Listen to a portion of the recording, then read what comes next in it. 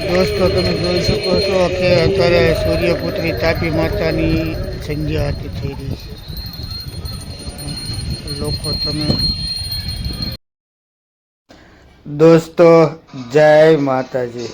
દોસ્તો તમે જોઈ શકો છો સુરત શહેરની અંદર તાપી મૈયા કિનારે આ ભવ્ય અંબાજી માતાનું મંદિર આવેલું છે। દોસ્તો આ મંદિર એટલું બધું સુરતની અંદર પ્રખ્યાત છે કે ત્યાં હજારો માણસો દર વર્ષે દર્શન કરવા માટે જાય છે। જો આ તાપી મૈયા નદી છે અને તાપી મૈયાની બંને સાઈડ સુરત સિટી એટલું બધું વિકાસ થયેલું છે કે એની વાત પૂછવામાં। દોસ્તો તમે અહીંયા તાપી મૈયાના સરસ મજાના નજીકથી દર્શન કરી શકો છો।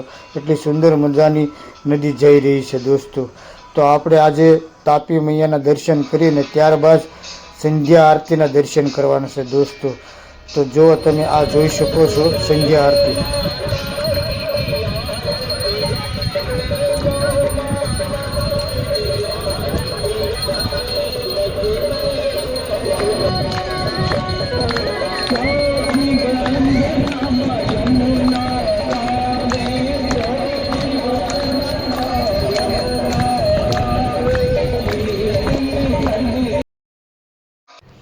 તો દોસ્તો તમે અંબાજી માતાજીના મંદિરે દર્શન કરવા માટે જાઓ તો મંદિરની એકદમ પાછળની સાઈડ તાપી નદી વહે છે, જેને આપણે તાપી મૈયા સૂર્યપુત્રી તાપી માતા તરીકે ઓળખીએ છીએ। દોસ્તો તો આ આરતી સંધ્યા આરતી તાપી માતાની એ જગ્યા ઉપર કરવામાં આવે છે। દોસ્તો તો આ જગ્યાએ જો તમે આરતી જોઈ શકો છો અને સુરત શહેરની અંદર દોસ્તો તાપી મૈયા અને જે આ અંબાજી માતાનું મંદિર છે ત્યાં દર વર્ષે મેં તમને આગળ કીધું એમ હજારો માણસો દર્શન કરવા માટે તો જાય છે, પણ સુરત શહેરનું બહુ પ્રખ્યાત મંદિર છે। દોસ્તો આ અંબાજી માતાનું મંદિર બહુ વર્ષો જૂનું મંદિર છે। દોસ્તો અને તાપી નદી જે વર્ષોથી અહીં વહેશે ખળખળ કરતી માતાજીને મંદિર સાથે જાણે આરતી સાથે કિલોલ કરતી હોય એવો આપણને હાલાકી થાય છે। દોસ્તો જો તમે સંખ્યા જોઈ શકો છો દોસ્તો કે આ સંધ્યા આરતીનો લાભ લેવા માટે પણ કેટલાક ભાવિક ભક્તો ખૂબ મોટી સંખ્યાની અંદર ઉપસ્થિત છે। દોસ્તો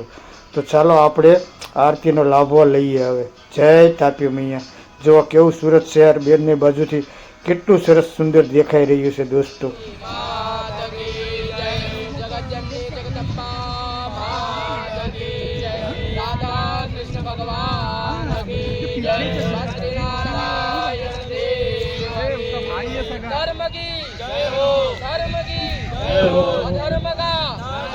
अधर्म का प्राणियों में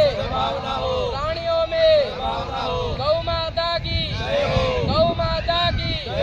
सत्य सनातन वैदिक हिंदू धर्म की सत्य सनातन वैदिक हिंदू धर्म की उमाकांत स्मरण विदे नमः पार्वती